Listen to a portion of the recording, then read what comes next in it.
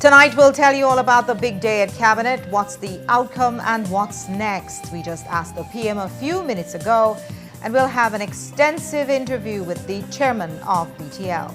And Jules Vasquez will be on set to analyze the PM's options. Also, we'll talk to the Chief Environmental Officer about the investigation into contamination of the Belize River.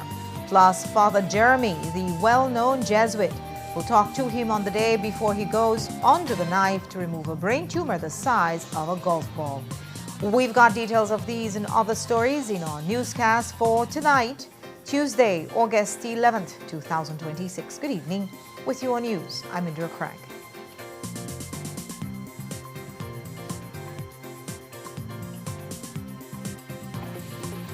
This newscast is brought to you by Cellular World, your authorized Samsung distributor.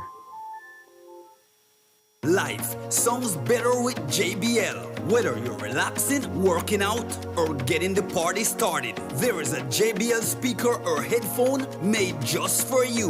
Enjoy powerful JBL pure bass sound with the new JBL Tune 530BT and Tune 730BT wireless headphones, delivering all-day comfort and long-lasting battery life. Take your music anywhere with the compact, mighty JBL Go 5, built to keep the beats going. Ready to party? Turn every gathering into an unforgettable experience with the JBL Party Box on the go Essentials 2, or go even bigger with the all-new JBL Party Box 330, packed with booming sound, dynamic light show, and endless entertainment. Get yours today at Cellular World and get a 1-year warranty from the authorized JBL distributor. The UDP claim they care about Belizean workers, but they have consistently failed to practice what they preach. From 2011, the concept of an occupational safety and health bill was presented to UDP cabinet by professionals at the Ministry of Labour. But when the UDP left office an entire decade later, they still had not brought the issue to Parliament for debate or passage. It was under this PUP government that a modern OSH bill has been introduced, debated and passed. This is a historic day for workers and employers in Belize. When it was debated in the House, the UDP did not even turn up for the sitting. And when it was debated in the Senate, they walked out and tried to prevent it from being voted on or passed. Had Senator Lewis Wade walked out with the rest of us, the meeting itself would not have been able to continue because they would not have had a quorum and the meeting would have had to closed down at least for the time. The UDP preaches concern for Belizean workers, but have failed and betrayed those workers at every opportunity. Tracy, Faber, and their UDP cabal do not care about people, only about power.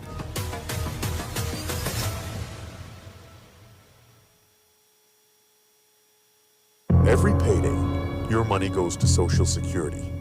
They're supposed to guard it and make sure you have benefits when you retire, but they're not guarding your money.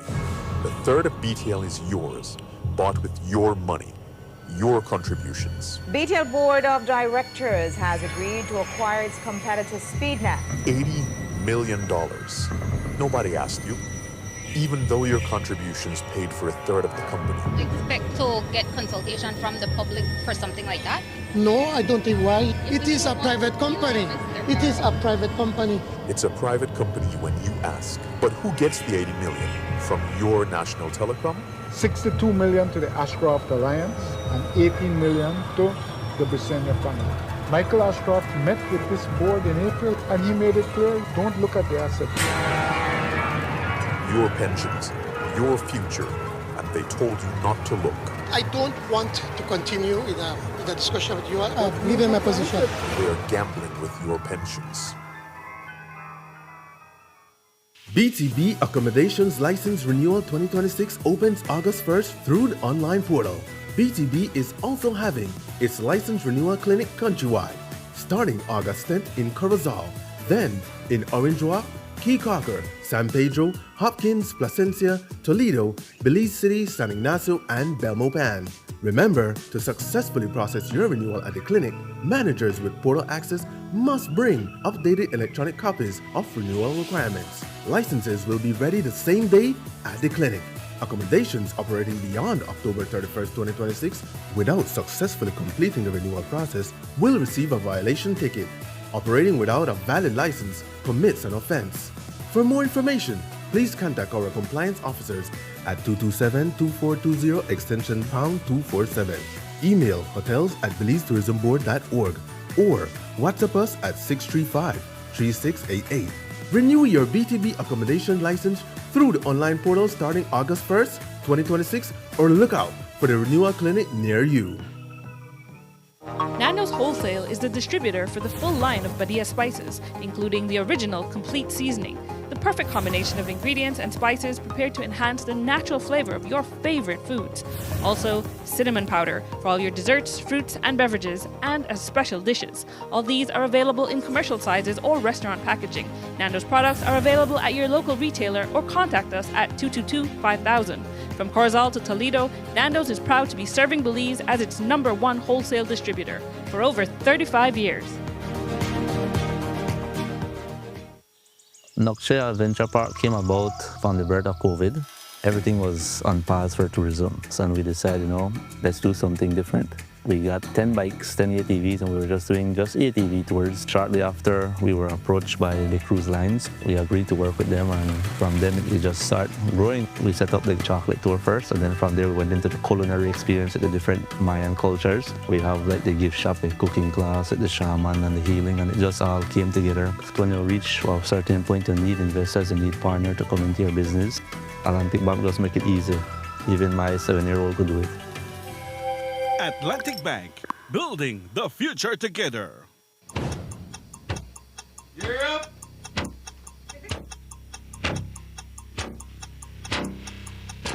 These charter mints aren't from We're an navigating airplane. along the coastline. This morning, the 2023 Good evening. Good evening. I'm Shireen Halsell, And here's what's ahead for you on 7 News Tonight. We've got details of these and other stories in our newscast for tonight.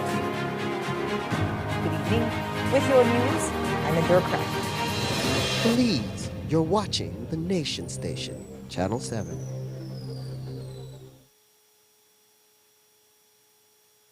Wake up to positivity and inspiration. It's a fresh and diverse twist on your mornings. Tune in to Sun Up on 7 every weekday morning at 6:30 a.m. right here on your Nation Station, Channel 7. It's the morning show you don't want to miss.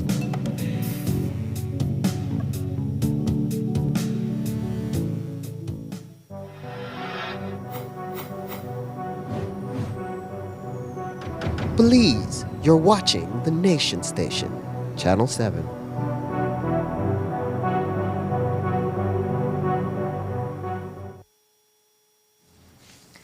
It was Cabinet Day in Belmopan, and what was expected to be a decisive session turned out not to be so dramatic after all. That is because Prime Minister John Briceño invited all sides of the SpeedNet acquisition to make final presentations to Cabinet members to guide their final decision-making. That means BTL, the PUC, and the social partners, but not all at once. Today was scheduled for the Belize Social Security Board, the Public Utilities Commission, and BTL. Just 15 minutes ago, our team's day of waiting in front of the Sir Edney Kane building was validated when the Prime Minister gave us a brief interview. As you know that cabinet discussions are confidential, but what I can do is, I'm sure that several ministers have already spoken to you, and I think I pretty much will repeat what we've done now. What we have done, I'm just going to explain to you the process. What we have decided to do is today, we asked BTL to come in and to give a deep dive into why is it that they believe that this merger is important for BTL and by extension the taxpayers of this country, because we are the owners of that company. And we also asked Social Security to be able to come in, and for them also to explain why is it that what they did is that they did not necessarily voted in favor, but they voted that they should go and I'm trying to remember the exact word that they used, but pretty much gave the green light to be able to, for their members to be able to proceed with the approval at BTL, but as they made out the point, they said they can't decide for BTL, it's the board of directors that decide. Also, the Public Utilities Commission came in to be able also to explain to us the regulatory framework and to point out should this merger proceed, where under the Act it is covered, because it is covered under the Act. And they also pointed out to Cabinet that they passed an SI where that oil prices have been frozen until December of 2028, because they said that then that would give them enough time to put the proper regulatory framework should there be a merger to have a better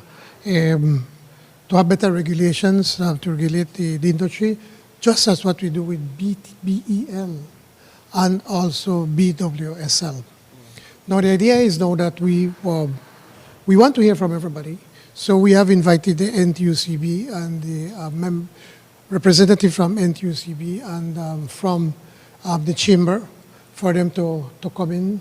Hopefully they can come in on Thursday, and for us then, so we can hear their views as to why they believe that the merger is not in the best interest of Belize and by extension the taxpayers.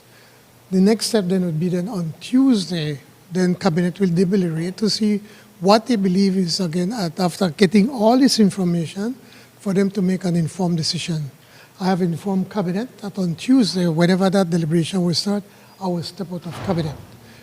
As you know, it's no secret that my brother is one of the founders of SpeedNet, and as such, I think it would not, I believe that it would not be proper for me to be in the office for the discussion. So pretty much that's what we are. So that's as much as I can say. So. And the PM expects to meet with the BCCI and the NTUCB on Thursday. However, in a joint press release from all the social partners, they stated that they all want to be at the table. That's the Belize Network of Non-Governmental Organizations, BNN, the National Evangelical Association of Belize, NEAB, the Belize Chamber of Commerce and Industry, and the NTUCB. They added that their request for additional information regarding the buyout is still pending. The social partners explained that they would prefer to receive that information and be given enough time to consider it before attending a meeting, which again, they will only do if NEAB and the BNN are invited. Here's how the PM responded to that. I respected their views, but we from the Cabinet, we've made a determination that we're going to invite these two, because these are the two main entities that I've been speaking about. The Chamber as the business representative for the business community, and the NTUCB as representative for labor. So we want to hear from business and labor. And so I respect their position, but at the same time, I hope that you respect our position. They say okay? Thank you very much. Must include all of them. So will the meeting go on or not? Without? Well, it's up to them. We have invited them. And we have invited not NEAB.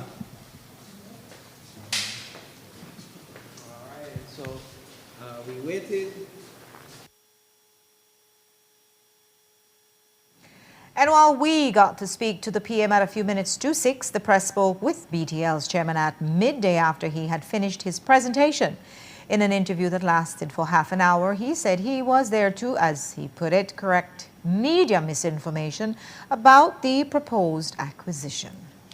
I think Cabinet has quite a bit of concerns as to the questions, especially the misinformation that has been circulating in the media and by certain people, and we corrected those.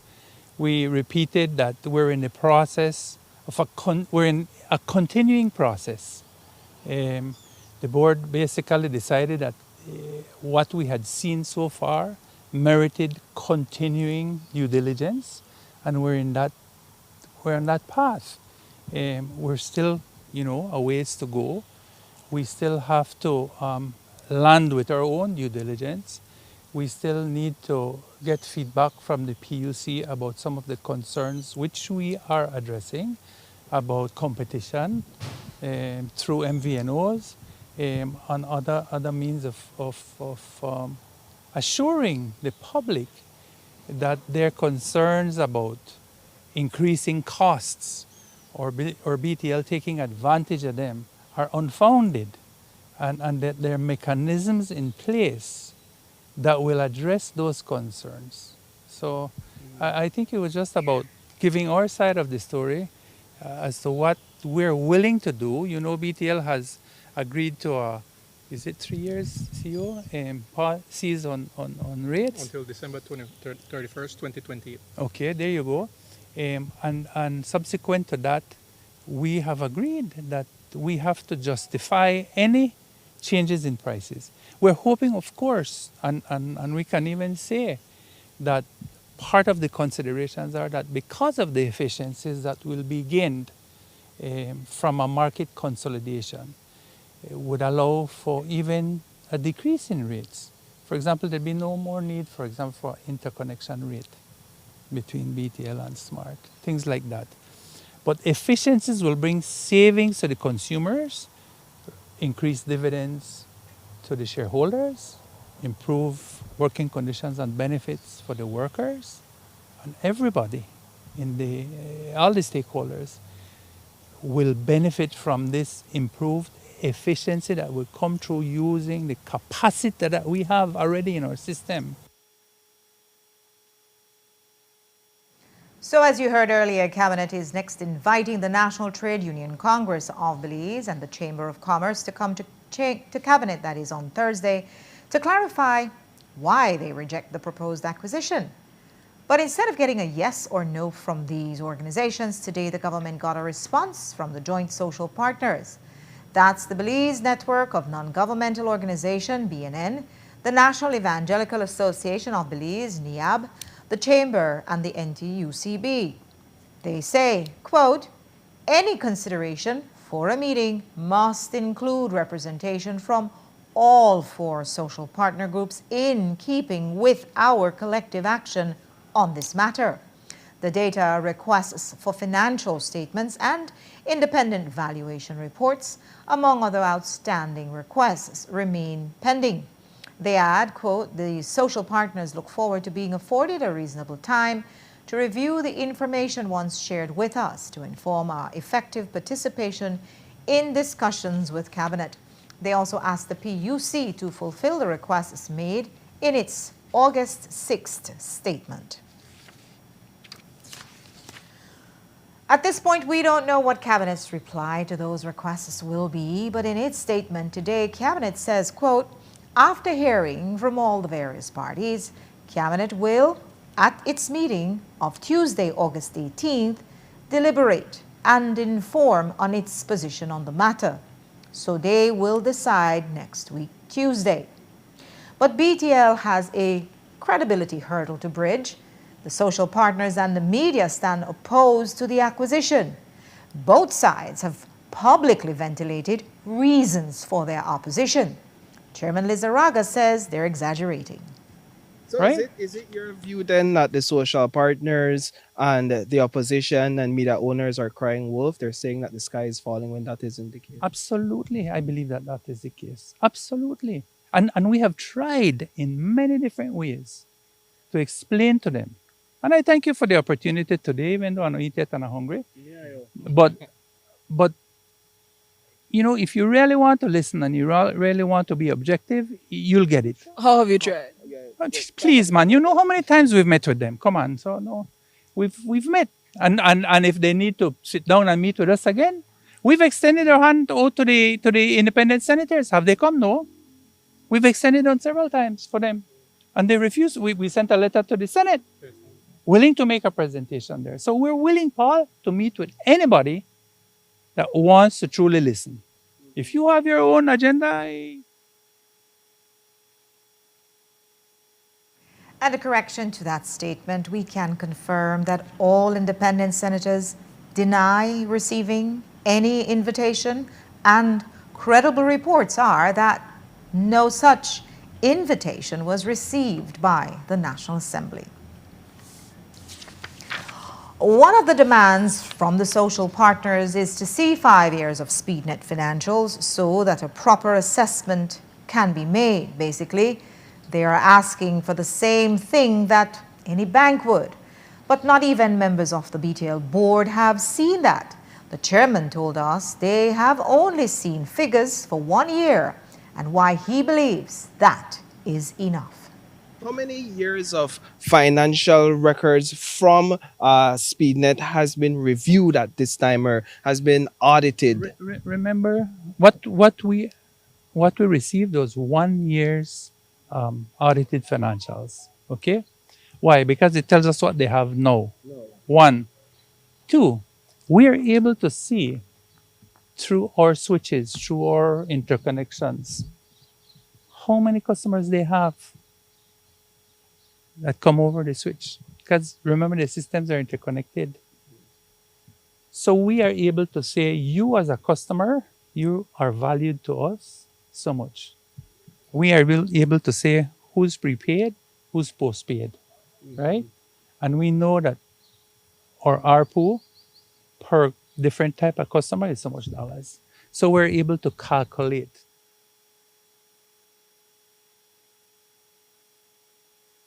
And while the chairman is satisfied with his metrics, the social partners aren't. As we told you, they want to see 5 years of financials. Taking a page out of Ashcroft's pitch book, the chairman said, all that doesn't matter. It's all about cash flow. The social partners argue that 1 year's financial is not enough, that in a standard business transaction like this or a proposed acquisition like this, what would be sufficient is at least 5 years of financial records. Why haven't we gotten to that point? This transaction and the methods that were used are different. In this industry, it is internationally accepted that you can use this standard, net present value, etc. So again, what is most important for us is the cash flows because we have capacity.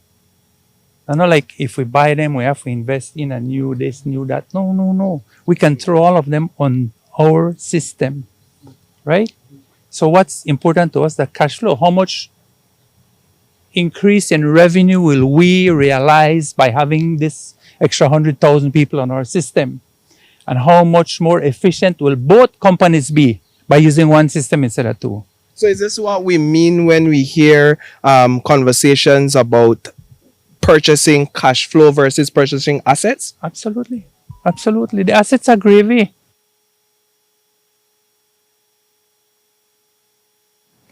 So if the assets are gravy, what about the prospect of a national telecoms monopoly? That must be the meat, right? The chairman brushed that off too, talking in broad conceptual terms about the future prospects of mobile virtual network operators. We're not going to be a monopoly because the law provides for what they call an MVNO. Help me out here, MCO. But MVNO basically means you, Paul, want to open a telephone service for company Paul. You can come to BTL. You will use our network because we have capacity. And Paul brand could be one brand out there using our backbone. That's a one. Two, we have, the reality is now, most people communicate with data. Most of the communication are data. So we have other data companies all over the country. So what are we looking at when it comes to the total cost of the potential acquisition? The negotiated sum so far has been 80 million pending final due diligence. That's the price. Across how many years will it be paid back? We estimate that it will be paid back over 4.2 years. The first year being interest only, and then the remaining period would be at 4.5%. But we calculate that it can be done in 4.2 years, and that's been substantiated by 3 independent bodies. How do you quell the concerns of media owners who are saying that essentially if this deal goes through, then they could face consequences? Like you could pull the plug in a sense if you have media owners or media personalities at a specific station that speaks against the government of the day. BTL is a professional company run by professionals. It's a private company that can be held liable, that can be subject to lawsuits. We're not in the business of pulling the plug. If I think also we would want to say that at the end of the day, this also we also are going to be subject to the PUC oversight. Service level agreement. Service level agreement. So I think from that standpoint, that's where it is. That's how you're going to be protected. It's not one company, no rules. It's that the rules are going to be implemented, enforced. The SLAs are going to be kept by the PUC. So what happens in the event that BTL is unable to pay this back? The number is the figure, the amount that you all are purchasing it for. We wouldn't be doing it if we thought there was the slightest chance that true efficiencies in the marketplace, we wouldn't be able to pay it back. How will these loan notes be paid? It will be paid from the efficiencies that have come to the market space by using the excess capacity that we have in our system alone. And why did Moore's model not consider BTL's audited financials of 2024-2025? Who said that? Don't paraphrase and read from every person that sends you junk. And what the chairman dismisses as junk, we call gold. It's one of the very few documents provided to BTL board members. It's an accounting model, and the screenshots leaked to us show figures that do not reflect BTL's audited financials for fiscal year 2024-2025. We received 3 screens: standalone, combined, and profitability ratio. None of these referenced the audited financials. Now, while the chairman was quick to dismiss that as junk, what will he say to the PUC, which by law must first approve any merger that is, especially one that would effectively end competition? He says that will come in time. Are you all even thinking of bypassing the PUC's determination on this through any sort of legal maneuvering? Is that possible? We can't do that. The law is very clear. We need to have the PUC's approval. We're not in the business of doing illegal stuff. So we will follow the process as is allowed on the law. So is it not putting the cart ahead of the horse when the BTL Board of Directors meet and then take a vote on a matter that the PUC still has to decide on? No, because we have to be sure that we're happy that the process we're going through continues. And then when we have an agreement, we go to the PUC and say, this is what we have. We haven't landed there yet, Paul. We're still in the stages of working on warranties and representations. Buyer protection. Yeah, so that we can protect ourselves. So it's unfortunate that this whole process was leaked prematurely for mischief, and it continues to be perpetuated like that for mischief. But I can assure you that we have a responsible board, a board that takes and management, right? That takes very seriously its fiduciary responsibility. A fiduciary responsibility, but not at all to the politician who appointed Lizarraga to the BTL board and also had to approve making him the first chairman of BTL ever to have a contract, and a lucrative one at that. Lizarraga says politics is not a consideration.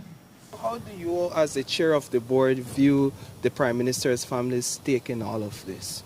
This is a business transaction that was contemplated way back from 2018. Personalities aside, this is strictly business, right? I understand that there's a political dynamic to it, but we don't sit around a table discussing politics. We sit around a table trying to do what's best for the Belizean consumer who owns the company, and we believe that we can actually help that consumer to realize better returns on his investment that was made on his behalf, right? And he can benefit from decreased or improved services.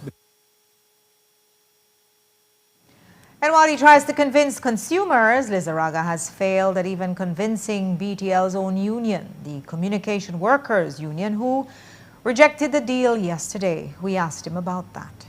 I still need to find out what triggered that, because what happened was that when we asked the unions for support the first time around, they refused to come out and give us support. They said, go and poll the whole membership. Whole staff body. The whole staff body. But they didn't reject it at the time yet either. No, they never rejected, but they never supported. They made the whole staff body vote, and the whole staff body, the majority said yes, go ahead. Almost 80%. Yeah, 80% of our staff body said yes, go ahead. Now they represent a portion of our employees, and when you look at the numbers, 31% of the whole staff body that they're talking about said no. But 31% can be the majority, right? But we will meet with them. We will continue to allay their concerns. So the social partners, the media, the opposition, and the communication workers are all openly opposed to the acquisition. What if all this rises to a crescendo and pushes the deal off the table? We asked him. Will the board respond if there's such a groundswell that would bring this proposed acquisition to a screeching halt? We will have to make adjustments, Paul. I mean, in the meantime, we continue to try and do what we can to convince people that what we're proposing is right and in the best interest of the country. Not looking at it holistically. It's going to need more and more investments. It's going to need more and more capital, more and more training, right? More and more specialty fields to be developed, AI computing, all of the things. What other entity in this country have the capacity for guide us through that? Have the resources for guide us through that? So we say, if not we, who? If not us, who?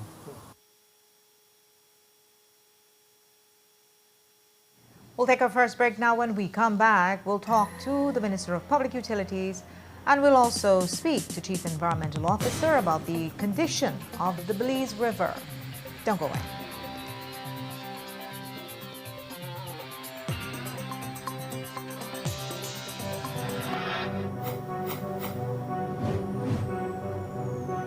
Belize, you're watching the Nation Station, Channel 7.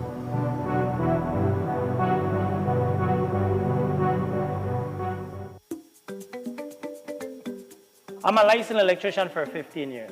Safety is always an electrician #1 priority. I shop at Benny's. Benny's give me high quality, durable material. Cheaper doesn't mean safety. Cheaper means danger. When I think about safety, I think about Benny's. Remember, at Benny's, quality is saving. Best for you and best for me. At Benny's, it's the quality. Benny's, quality and savings. See you at the store. The PUP is getting ready to use $30 million of your Social Security pension funds for BTL to buy Smart. Smart is owned by Lord Ashcroft and the Briseños. If the sale goes through, the Briseños will get $18 million. The PUP is always gambling with your Social Security money. Remember when Harry Courtney was charged in 1997 for theft of $3.34 million of Social Security funds on a questionable investment? Remember when Narda Garcia was fired as CEO of the Social Security Board in 2006 after a Senate Special Committee found she and the board had recklessly lent tens of millions of your pension funds to Glenn Godfrey-related companies? Remember when Belizeans rioted in the streets because the PUP forced the Social Security to lend $10 million of your pension money to the Ashcroft Alliance's Sunshine Holdings to purchase BTL shares? PUP. Always gambling with Social Security pension funds for dirty deals. Wake up to positivity and inspiration. It's a fresh and diverse twist on your mornings. Tune in to Sun Up on 7 every weekday morning at 6:30 a.m. right here on your nation station, Channel 7. It's the morning show you don't want to miss.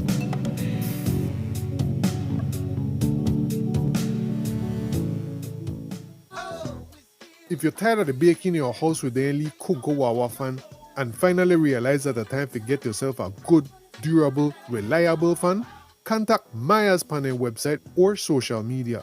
Maya's going to hook you up with one of their 18-inch heavy-duty tripod fan where might could even change your life as it keep you cool in this hot Belizean weather. Yes man, because their 18-inch heavy-duty tripod fan from Maya's not just could blow your lip back way, they might could blow away your mind if you say blow away the toxic konomono out of your life and the bad vibes out of your house. Order your 18-inch heavy-duty tripod fan from Maya's website or on their social media, and Maya's going to ship out your fan anywhere countrywide ASAP. Not believe me? Visit mayaselectronics.bz right now to order your fan today.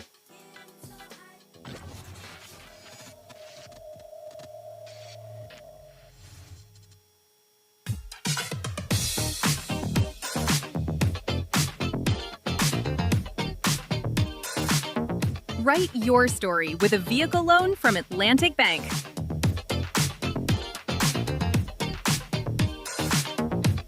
Enjoy competitive interest rates, attractive repayment terms. Also, with every approved loan, you are eligible for a MasterCard credit card.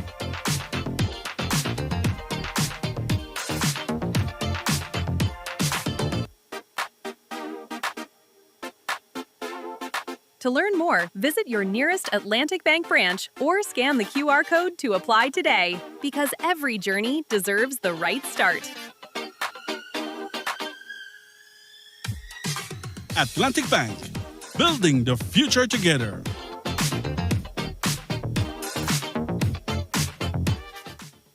Nando's Wholesale is the distributor for the full line of Badia spices, including the original complete seasoning, the perfect combination of ingredients and spices prepared to enhance the natural flavor of your favorite foods.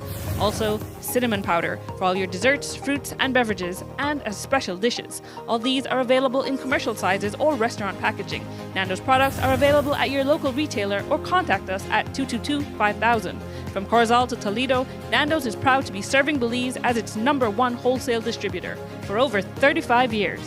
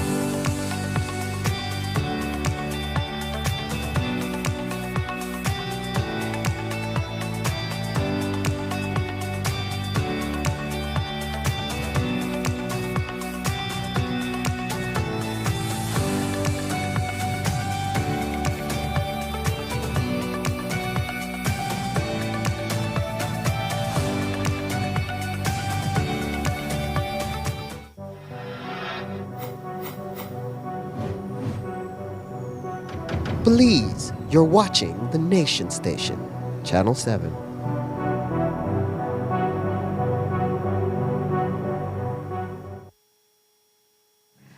As you hear in our last segment, Cabinet is taking input this week from advocates of the SpeedNet acquisition, opponents, and the regulator.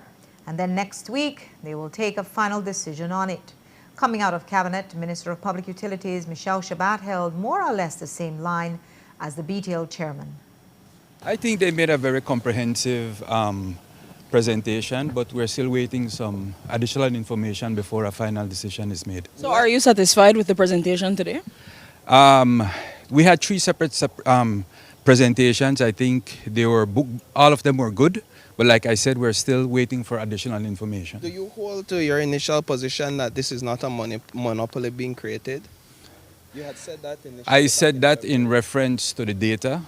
As you know, the current system is also providing for what they call MCNOs, and so that would also deal with the monopoly in terms of telecommunications. We understand that next week the cabinet will need to make a decision next week Tuesday. Are you prepared to make your decision? Hopefully by the time Tuesday comes around, we'll have enough information on which a decision could be made. Would you be able to disclose to us what is lacking? No, not at this time. We'll keep following the story.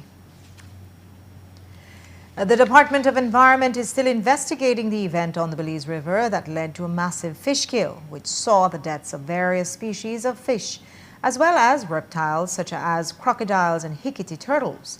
According to the Chief Environmental Officer, when they first got the alert on August 3rd, they sent out 2 teams to collect samples along the Belize River. One of their theories was whether the deaths were caused by a disease, but that was quickly ruled out. The other theories are whether a toxic material entered the river or a high organic load was dumped in. Anthony Mai explained that through their investigation, they have discovered an apparently illegal rice field that could be the source. Here's what he told us via Zoom today.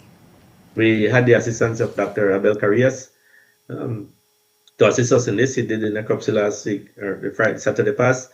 His finding shows that the fish died from hypoxia, which is a low dissolved oxygen level. And he said that he doesn't believe that the fish may have died from chemical substances because the organs would have been darker, the skin and organs would have been damaged, and there would have been more blood within the specimen. But again, we're not ruling out chemicals being an issue just because of that, right? In relation to a large, the possibility of it being a large organic substance that went into the river, again, the water quality, in situ water quality data that we have shows that the dissolved oxygen in the river was excessively low between St. Paul's Bank and Grace Bank. In fact, visual observations show that this is the area where most of the fish kill was seen. This was the most impacted area. And so the dissolved oxygen level was low. The chlorophyll A level was high, which indicates that there is eutrophication. Eutrophication also is a growth or proliferation of algae.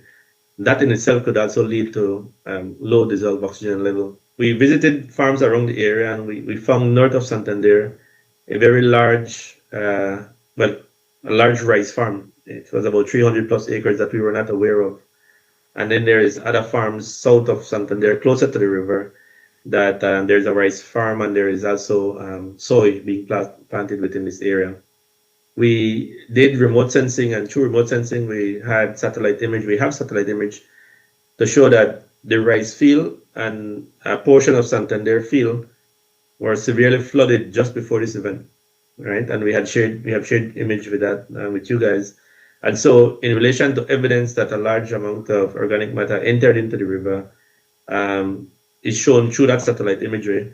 And then we have the water quality results that suggest that indeed the dissolved oxygen as a result of this deposition was excessively low, and the nutrients from the runoff could have led to the algae growth and eutrophication. Again, the rice field that I mentioned, according to our records, does not have environmental clearance. We're looking at that, and if that is the case, the owner of that rice field will be held accountable. One of the things that we want to do is we want to relook at a watershed management plan that we have for the Belize River. We want to visit all the different agricultural development along the river, because each agricultural development, each farm has a key role to play in putting measures in place to avoid this from happening or to reduce it as much as possible.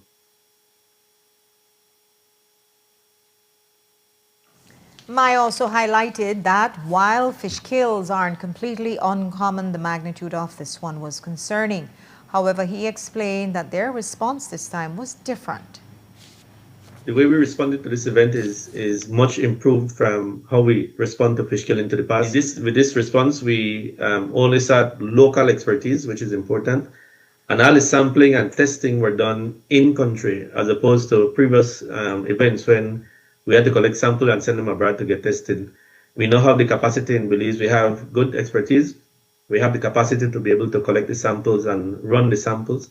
We have the expertise to interpret the samples and then advise on how the environment is impacted or being changed. So everything was done in-house with in-house equipment and in-house expertise. The DOE also collected samples near Santander, including from the discharge channel. The analysis of the samples collected continues, but MI believes the investigation should reveal more answers by the end of the week. A video of some nighttime swimmers in Keokuk trying to escape a large animal made its rounds on social media over the last few days. It seems a crocodile was heading straight for them, forcing them to get out of the sea. But what was a crocodile, especially one of this size, doing so close to a common swimming area? Well, it's likely there because it's being fed. A joint release from the Forest Department, ACES Wildlife Rescue, and the Crocodile Research Coalition warns against feeding, approaching, or interacting with crocodiles in their natural habitat.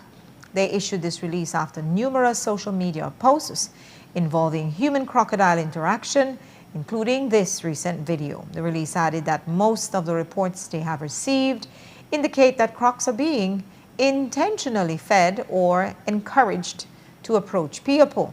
They emphasize that feeding crocodiles, whether directly or indirectly, can alter their natural behavior and cause them to associate people with food, which can lead to serious injuries for either the human or the animal.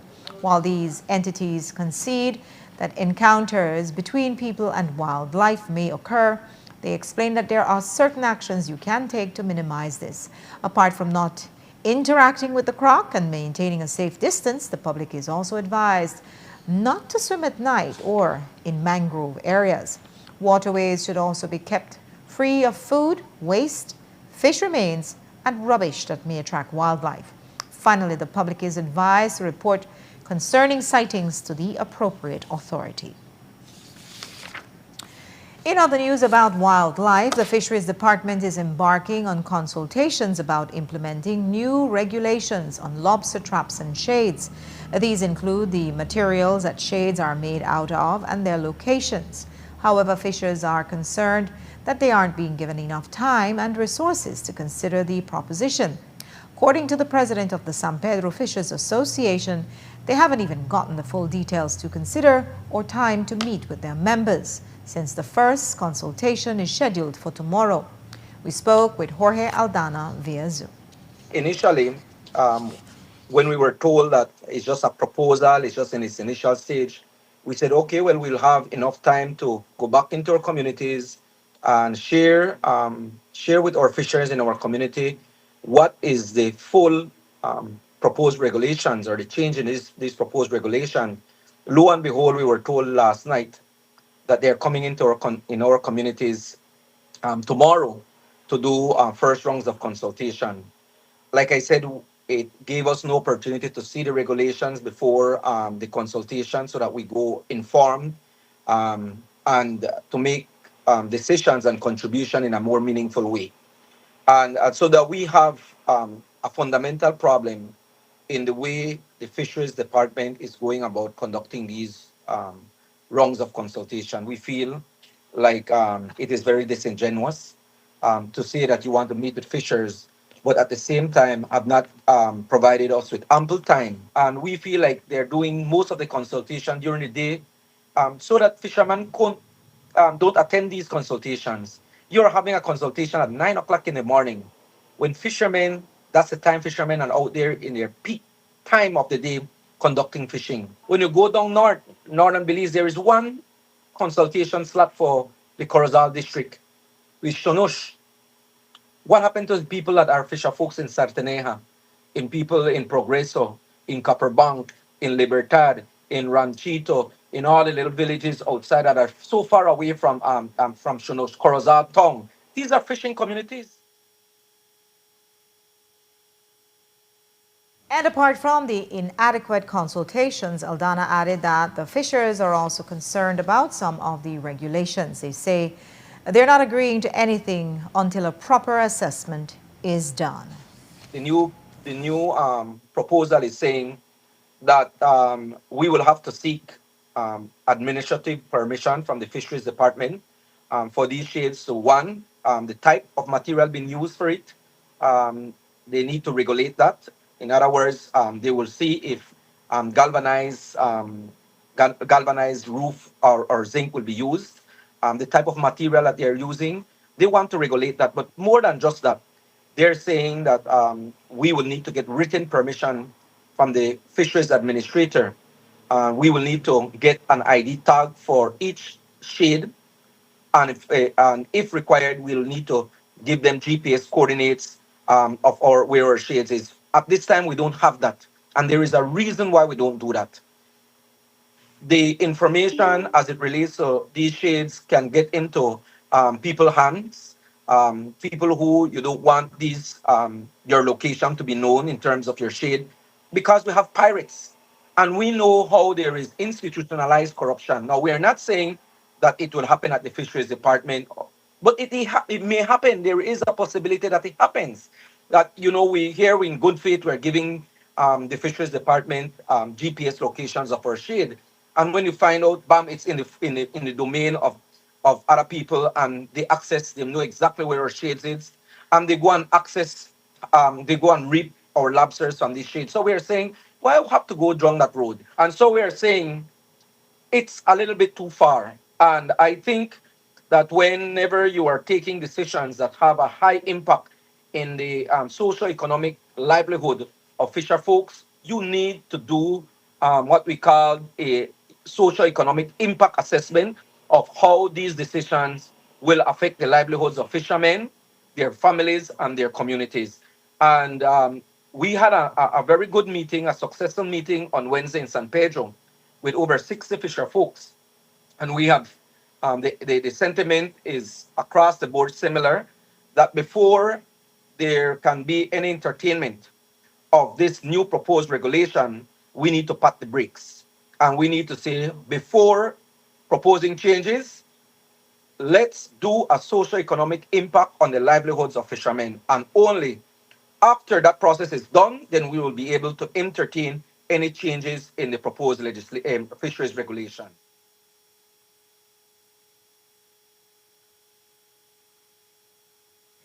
Key caucus consultation is scheduled for tomorrow morning at 9, while San Pedro starts at 4 in the evening. Following the fallout over leaked internal emails exposing a deep rift at the Caribbean Court of Justice, the region's top judicial leaders issued a joint statement addressing the crisis released locally through the senior courts of Belize. The statement represents the collective response from the heads of judiciary of Belize, Barbados, the Bahamas, Guyana, Jamaica, Trinidad and Tobago, and the Eastern Caribbean Supreme Court. While the regional leaders made no comment on the merits of the allegations against CCJ President Winston Anderson, they expressed grave concern over the breach of confidentiality that exposed the court's internal communications to the public, emphasizing that the authority of the CCJ rests entirely on public trust in its independence, integrity, and competence. The judicial heads reaffirmed their full confidence in the region's apex court and urged the preservation of faith in the Caribbean judicial architecture. We reached out to the Bar Association of Belize for comment on the worrying revelations about the court's administration, but they said, quote, "The matters referred to are properly within the remit of the court and the Regional Judicial and Legal Services Commission, RJLSC, and we believe that they should be addressed through the appropriate institutional processes. Accordingly, the Bar Association will respectfully decline the request for an interview on this occasion." We'll take a break now. When we come back, we'll talk to Father Jeremy, the well-known Jesuit, on the day before he undergoes surgery to remove a brain tumor the size of a golf ball. And we'll show you the release of scarlet macaws in the Chiqui Bull. Don't go away.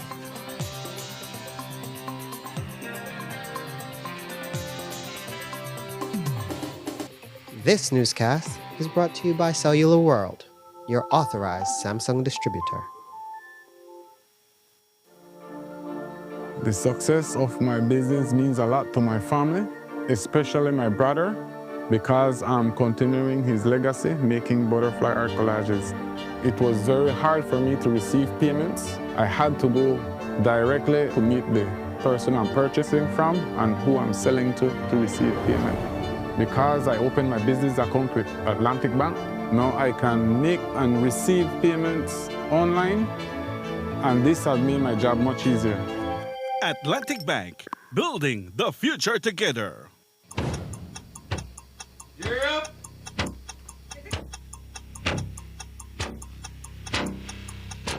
These charter mints aren't from We're an navigating airplane. along the coastline. This morning, of the northern 2023 lagoon. Good evening. Good evening. I'm Cherie Halsell, and here's what's ahead for you on 7 News Tonight. We've got details of these and other stories in our newscast for tonight. Good evening. With your news, I'm Indra Craig. Please, you're watching the Nation Station, Channel 7.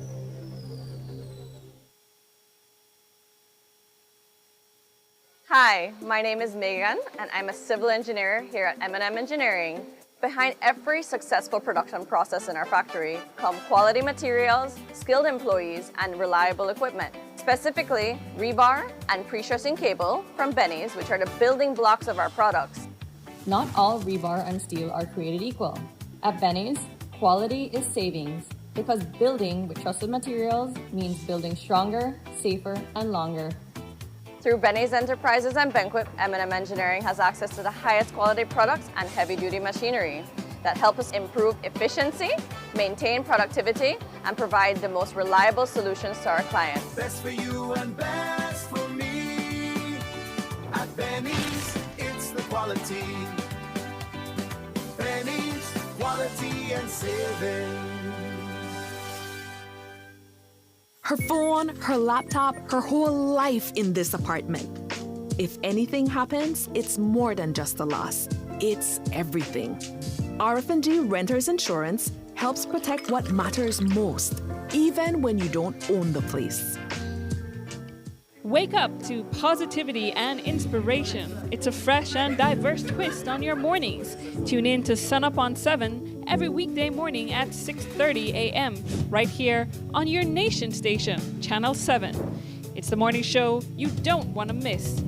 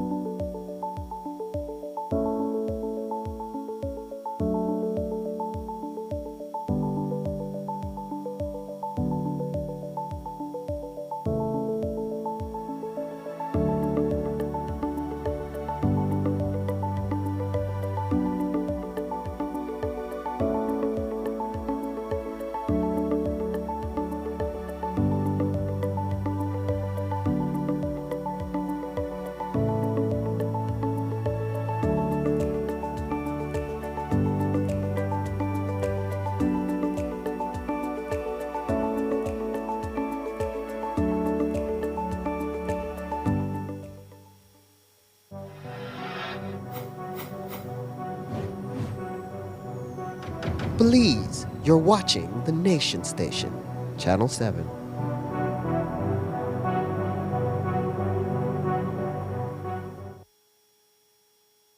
You may have met him when he first started preaching at St. Martin's, the poorest parish, or through his work at SJC. But for the past 8 years in Belize, Father Jeremy Zippel has dedicated his life to building connections and friendships across the country. While part of his work as a priest entails praying for the sick and recovering, he now finds himself on the other side of those prayers. Father Jer was recently diagnosed with a tumor while visiting his family in the U.S., and doctors caught it just in time. We spoke with him this afternoon from his hospital bed in Houston, Texas, about his diagnosis. He says it all started with a few persistent headaches. So literally the night before I was going to fly back to Belize, my mom dragged me over to the doctor, to the urgent care center, and they did a CT scan. And sure enough, there was a tumor back there, a brain tumor. So from then it was like they admitted me to the hospital and did a bunch of tests and figured out exactly what was going on, and then scheduled the surgery. So that's how it went. The moral of the lesson: always listen to your mom if she's pestering you. Yeah. So what it is it's a tumor. It's a golf ball sized tumor, and it's in the back of my kind of the base of my brain. And it's not cancer. But the problem is it's big and it's in a weird location. So it's basically kind of like blocking. It's kind of like blocking. There's fluids and stuff that circulate through your brain to keep it cleaned out. And it's been blocking that. It's like, I don't know, I guess putting like a stopper in a sink or something.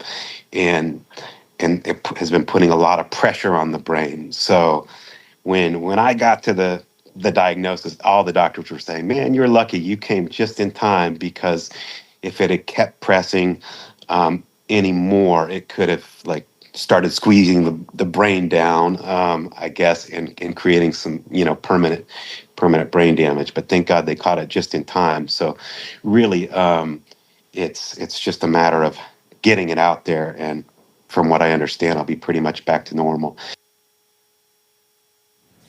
Father Jeremy's surgery is set for tomorrow and is expected to last up to 5 hours. He says the outpouring of support for him has been overwhelming since he received his diagnosis. A little bit nervous, but honestly, I've been feeling very peaceful through the whole thing. I mean, first of all, the amount of people that have just sent love and prayers and support and just well wishes has been nothing short of overwhelming. I'm just feeling so grateful and lifted up by all the support and love, especially from all my Belizean friends and parishioners and students.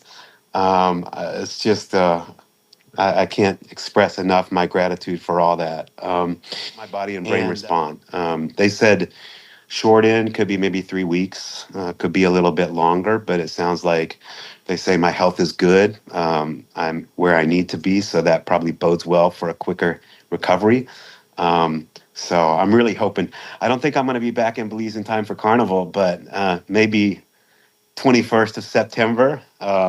So hopefully sometime early mid-September. That's my plan and hope. We'll let you know how his surgery goes. Friends for Conservation and Development archived another major milestone this week. Executive, one of its largest wild macaw releases into the Chiquibul Forest since 2012. Today, FCD's research coordinator spoke with us via Zoom to share the largest progress on restoring Belize's macaw population. Here is Jo Marie Lanza with the story. Since 2012, the Friends for Conservation and Development have been conducting biomonitoring of scarlet macaws in the Chiquibul Forest. Their work to safeguard the macaw species has significantly boosted the population of the birds, given that they are always at a high risk of being poached. They were caring for 19 birds, and yesterday they released 15 of those macaws back into the wild. Their research coordinator says that the birds they intake are the smallest in the nest and less likely to survive. These 15 macaws are a group of 19 at-risk chicks that we extracted this year, which is an effort of our biomonitoring that we do in the Chaleo in the Chickable ecosystem. So these at-risk chicks basically are at risk of being poached or at risk of dying through other means. So we extract them and we bring them to our lab, and then they go through a whole process of rehabilitation, and then at the end, they are soft released back into the Chickable wild. So the macaws, they usually nest in the riparian zone so along the river banks in quamwood trees. These nests are quite high, so what we do is we rappel up to the nest. Then so we basically biomonitor from the time that the macaw lay their chicks or the eggs to the time that the chicks hatch and until eventually the chick flies off into the wild. Then we know that we have already made our part in documenting, and so that's basically what we do throughout the year, right? Like I said, in some instances we have already some established protocols with the forest department in which we are warranted to intervene, so we extract those chicks. We don't extract eggs, so we only extract the chicks, and we take them to the in situ laboratory that we have in the Chickable Forest Reserve at Las Cuevas Research Station. Placing chicks into their rehabilitation program has always been a last management option for the team at FCD. Guerra explains that the chicks undergo a short rehabilitation period of 100 days, but before they can fully integrate them back into the wild, they first have to learn how to fly. So for maybe like the first 45, 50 days, we feed the chick only special formula that is designed specifically for macaws. And then we slowly start introducing wild fruits and other supplements for the chick to be able to learn how to forage out in the wild. And at the 80, 90, then when we start to see the chick already flapping its wing, then we know that we have to transfer it to our bigger aviary.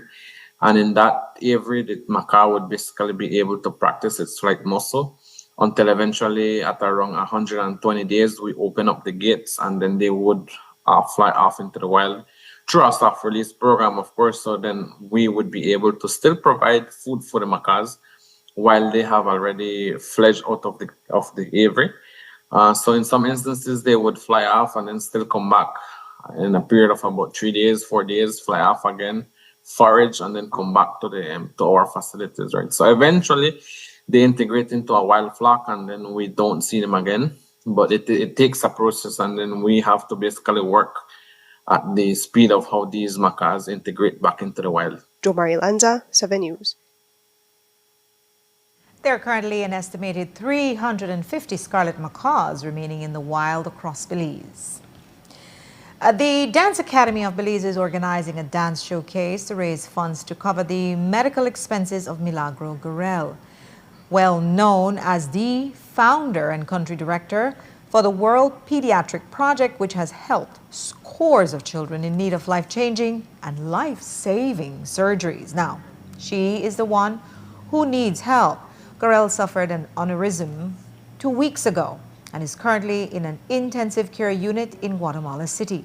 Her condition is serious but stable, with encouraging signs of neurological recovery as her family and doctors hope she regains full consciousness. Fundraising is essential for her continued care and long recovery, and that's what is driving the organizers of the Movements for Milagro event. We spoke to them today.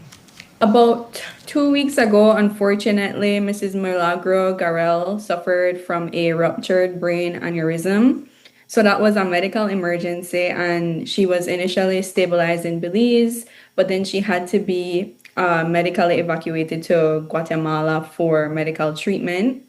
She has undergone, I think, 2 surgeries so far to seal off the aneurysm, but she still requires extensive medical care. It's 24/7 care. She will still require further procedures.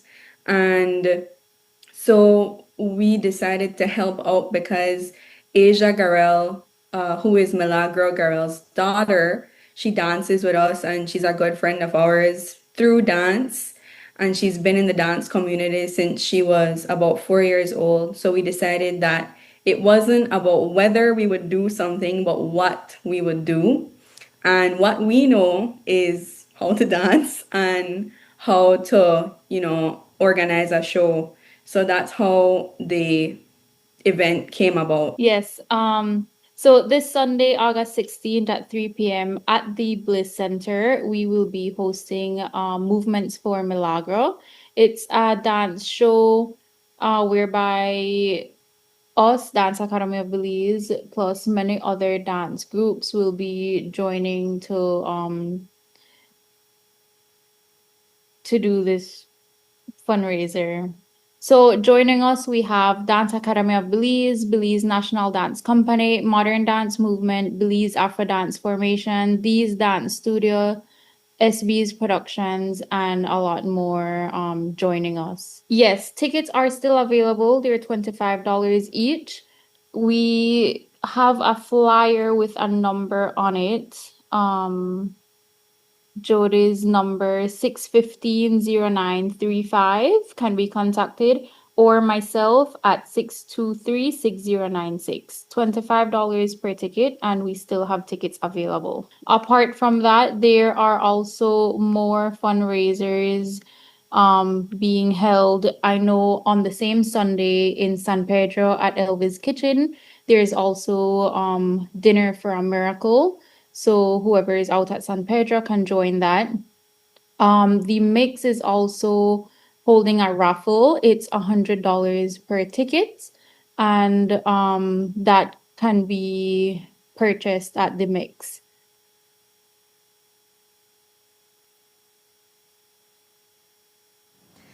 And that's all we have for you for our newscast tonight. Thanks for watching with your news. I'm Linda Craig. Remember, you can find a full transcript of the news at 7newsbelize.com and see the streaming video on our Facebook page. Have a good evening. Join me back here tomorrow at 6.